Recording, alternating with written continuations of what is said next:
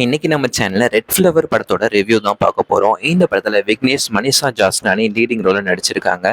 இந்த படத்துல இவங்களோட சேர்ந்து அல்மாஸ் ஆதம், நாசர், ஒய்ஜி மகேந்திரன், தலைவாசல் விஜய், ஜான் விஜய்னு ஒரு நட்சத்திர பட்டாளமே நடிச்சிருக்காங்க. இந்த படத்தை ஆண்ட்ரூ பாண்டியன் இயக்கியிருக்காரு. சந்தோஷ் ராம் இந்த படத்துக்கு இசையமைச்சிருக்காரு.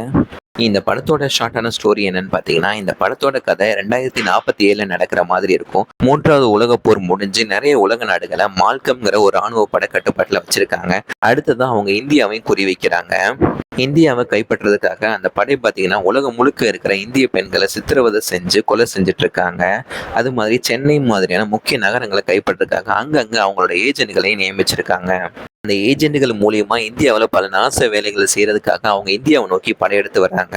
அதை தடுக்கிறதுக்காக இந்திய அரசால ஒரு உளவுத்துறை அதிகாரியை நியமிக்கிறாங்க. அவர் தான் நம்ம ஹீரோவான விக்னேஷ். அவர் தலைமையில ஆபரேஷன் ரெட் ஃப்ளவர்னு ஒரு ஆபரேஷனை இந்தியா செயல்படுத்துறாங்க.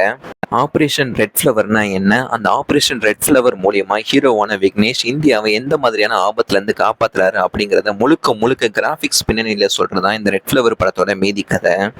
இந்த படத்துல ஹீரோ வில்லன் 2 முக்கியமான வேடங்களையும் விக்னேஷ் தான் நடிச்சிருக்காரு. மாறுபட்ட 2 வேடங்களை நடிச்சாலும் ஸ்டைலிஷான ஒரு ஆக்ஷன் ஹீரோவா அவர் வலம் வர்றாரு.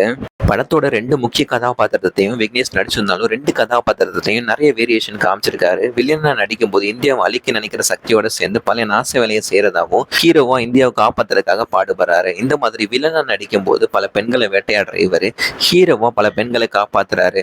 இப்படி ஹீரோ வில்லன் 2 விஷயத்தையும் வெவ்வேறு கோணங்கள்ல விக்னேஷ் செஞ்சிருக்காரு. ஃபியூச்சர்ல நடக்கிற மாதிரியான ஒரு ஆக்ஷன் மூவி பார்க்கணும்னு நினைச்சீங்கன்னா கண்டிப்பா இந்த படத்தை ஒரு தடவை ட்ரை பண்ணி பார்க்கலாம். இந்த படத்துக்கு நான் 5க்கு 2.5 ரேட்டிங் கொடுக்குறேன். இந்த மாதிரியான ஷார்ட்டான மூவி ரிவ்யூஸ்க்கு நம்ம சேனலை மறக்காம சப்ஸ்கிரைப் பண்ணிக்கோங்க. அடுத்து ஒரு இன்ட்ரெஸ்டிங்கான வீடியோல பார்க்கலாம்.